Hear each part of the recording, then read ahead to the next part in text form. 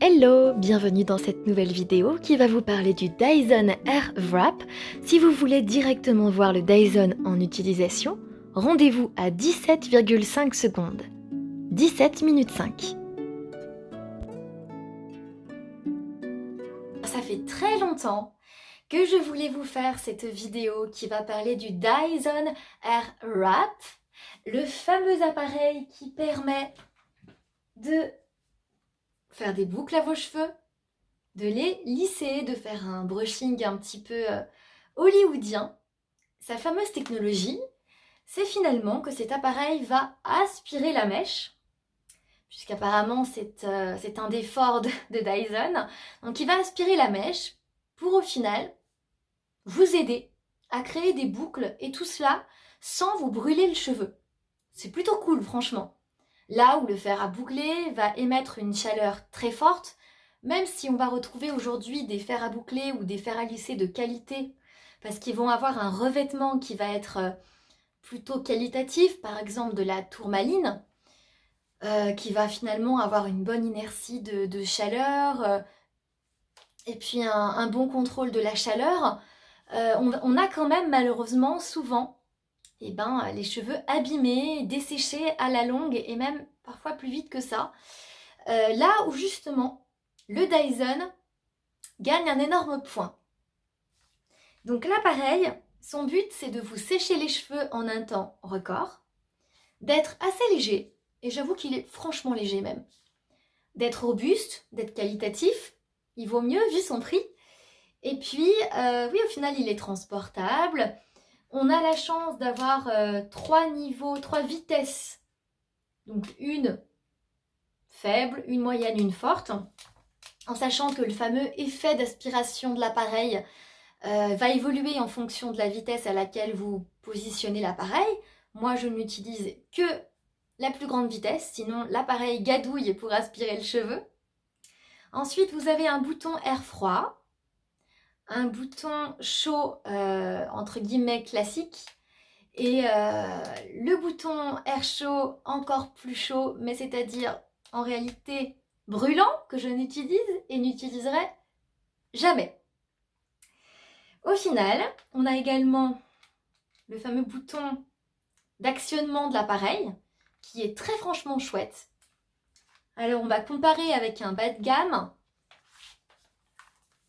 Déjà le poids n'a rien à voir, on sent qu'on n'a pas le même matériau. Vous voyez, sur le Babyliss, déjà rien qu'au bruit, on peut deviner qu'on n'a pas une qualité extraordinaire. Tandis que sur le Dyson, on a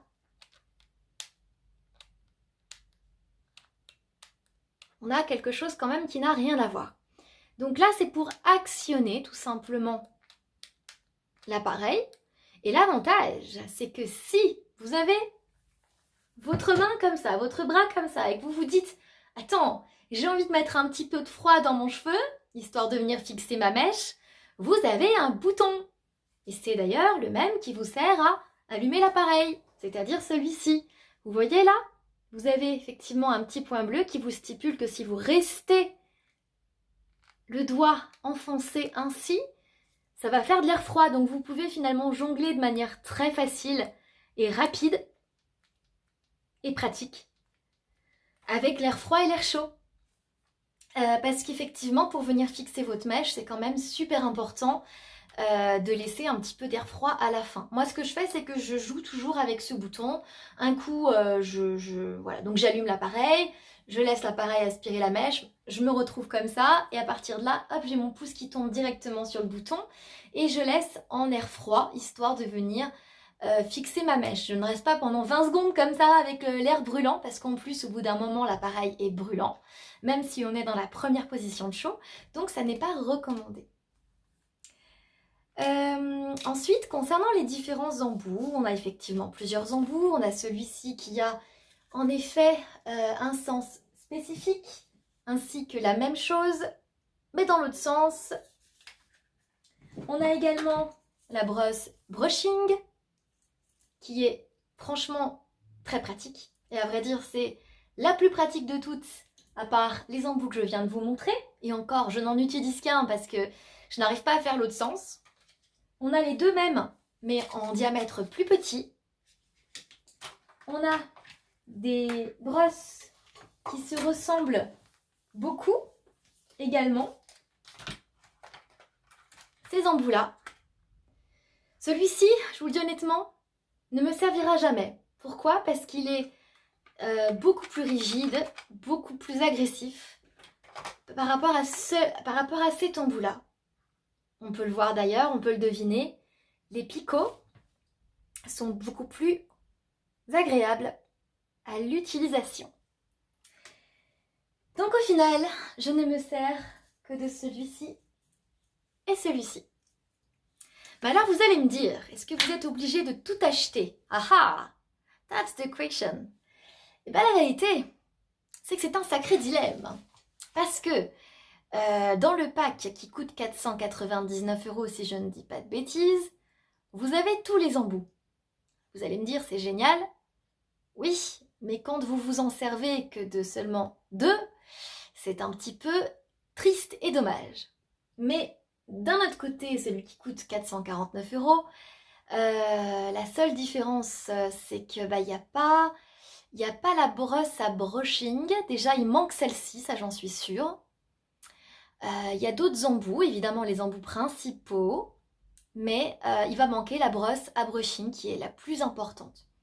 Donc ça va dépendre de ce que vous voulez. Moi j'ai envie de vous dire, pour ma part, celui-ci je m'en passe. Pourquoi? Parce que ça sert à sécher le cheveu. Mais au final, à quoi bon? Puisque finalement les autres embouts sèchent aussi. Mais au moins ils ont une fonction. Tandis que là, à part sécher, ça va pas venir coiffer le cheveu, le mettre en forme. Donc pour pré-sécher, pourquoi pas? Moi personnellement, j'ai jamais besoin de pré-sécher mon cheveu. Parce que une fois que je mets ma serviette, au bout de quelques minutes, je me retrouve avec les cheveux plutôt déjà prêts à être séchés. Surtout que l'appareil sèche les cheveux très vite. Personnellement, pour moi, il n'est pas indispensable. Après, ça va dépendre des gens. Le gros inconvénient de l'appareil, bien que comme on a dit, il est puissant, il sèche vite, il est transportable, il est léger, il est robuste, c'est finalement son énorme point faible et c'est la raison pour laquelle je suis très mitigée sur son achat.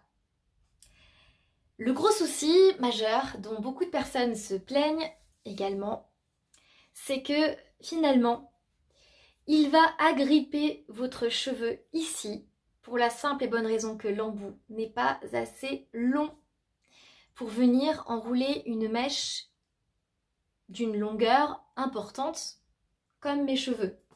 C'est-à-dire dès lors qu'on dépasse les épaules, j'ai bien l'impression que l'appareil, les embouts ne sont plus adaptés. Et on se retrouve avec un cheveu qui va se casser si on ne fait pas hyper gaffe. Alors comment faire hyper gaffe? J'ai pas vraiment de secret. J'ai essayé de ruser, j'ai essayé de faire ce qu'il fallait, mais la seule technique valable est de prendre des mèches absolument minuscules.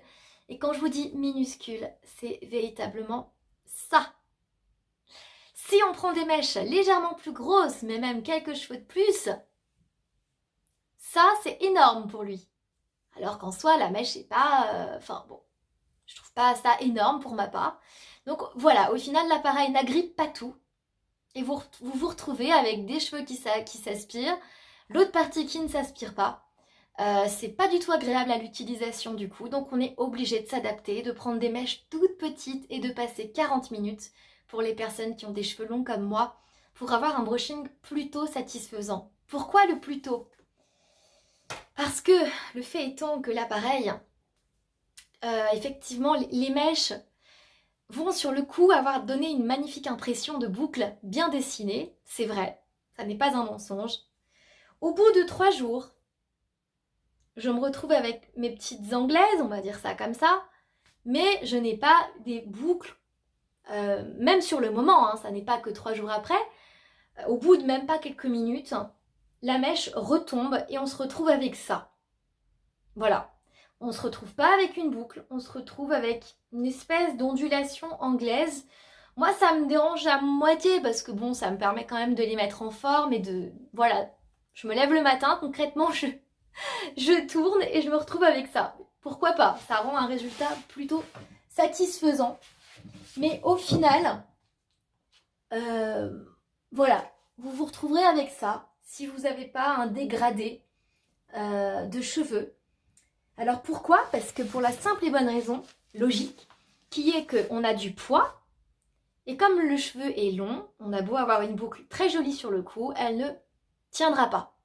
C'est même pas une question de jours, c'est une question de secondes, de minutes, et c'est dommage. Mais en tout cas, je pense que l'appareil pour des cheveux plus courts, dégradés, filés, etc., il n'y a pas de souci, à mon avis. L'appareil est livré dans une très jolie boîte qui pèse 3 tonnes et demie, mais en tout cas qui est très jolie, très sympathique, comme vous pouvez le voir ici. Le fait étant que je ne m'en sers pas, parce que je préfère avoir rapidement à portée de main, sans avoir à ouvrir, fermer, voilà, je place sous mon évier en fait tout simplement un espèce de petit sac comme ceci. Et puis c'est plus pratique que d'avoir une boîte, à chaque fois la prendre, la mettre sur à côté. Voilà, elle est assez encombrante, elle est lourde, elle est jolie, mais bon, après c'est une question de choix. L'appareil présente également le nettoyeur pour le filtre qui permet d'enlever les cheveux, comme les miens qui viendraient se coincer et qui pourraient venir créer des soucis à la longue sur l'appareil si vous ne faites pas ce qu'il faut pour le nettoyer quotidiennement. Donc au final, ma conclusion, c'est que c'est un appareil qui est franchement chouette. Il a un sacré potentiel, il sèche vite, il sèche bien, il est polyvalent, il est transportable, il n'y a pas de problème, il permet de boucler, il y a quand même pas mal d'embouts. Ok. Les inconvénients, le prix, mais à la rigueur, pourquoi pas? Si l'appareil pouvait prendre des mèches plus grosses, ça serait franchement explicable.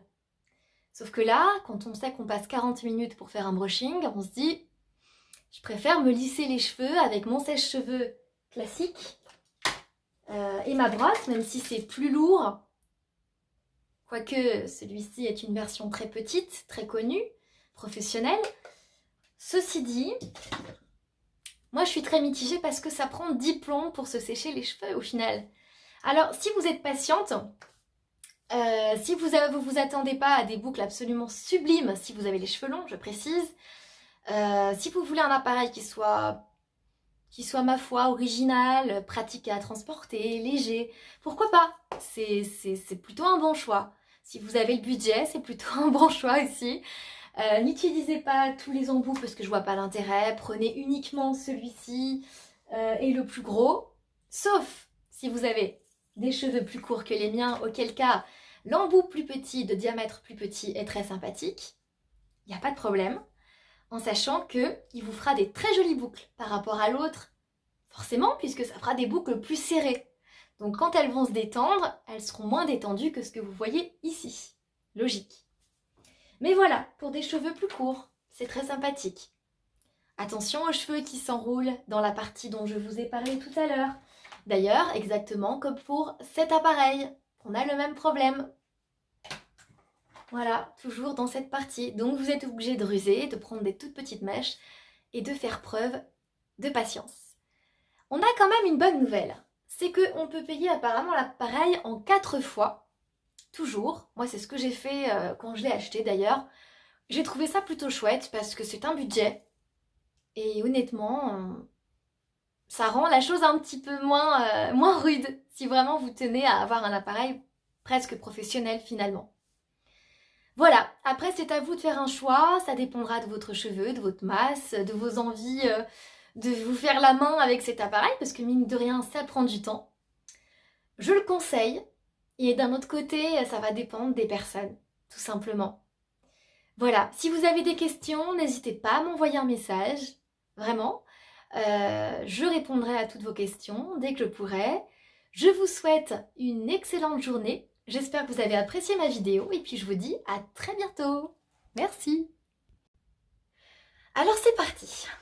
Je vais vous montrer comment je fais mon brushing personnellement avec le Dyson, avec également un petit peu d'aide de mon TGR qui me permet de lisser la frange à part, parce qu'on peut voir quand même que les cheveux frisent un petit peu n'importe comment. Donc je vais vous montrer à quoi ça ressemble, comment je fais, etc. etc. Pour commencer, j'utilise le Phytodès lait précieux qui me permet de protéger mes cheveux et qui me permet, on va dire, d'aider un petit peu au brushing. J'en prends un petit peu, je frotte dans les mains, j'en mets donc sur mes longueurs, comme ceci.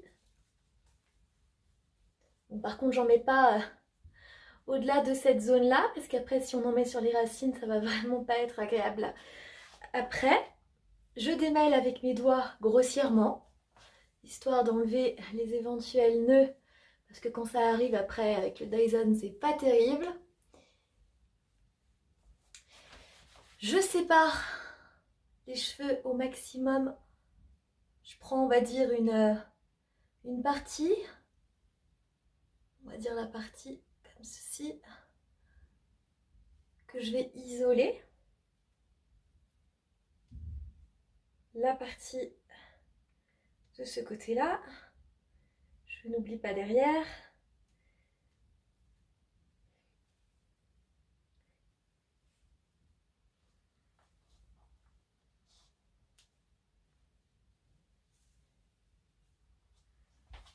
Et je mets une pince. Comme ceci. Donc voilà. Déjà, on a la frange qui ressort. Et il y a du boulot.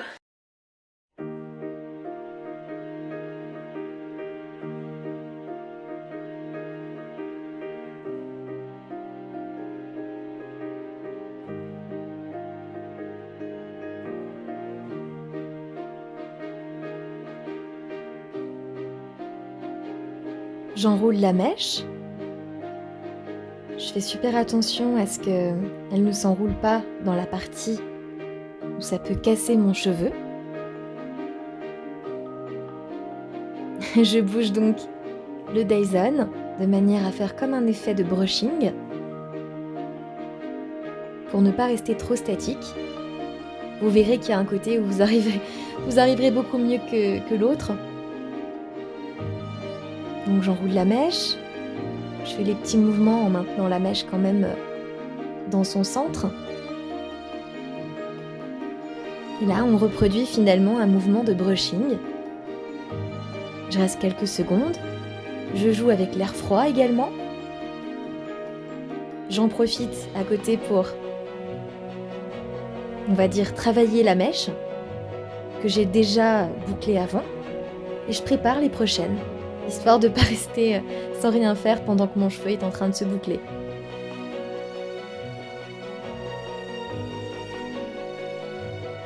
N'hésitez vraiment pas à mettre de l'air froid, parce que l'appareil au bout d'un moment va surchauffer, et puis c'est pas bon ni pour votre cheveu ni pour le matériel, d'autant plus que l'air froid permet véritablement de fixer votre mèche.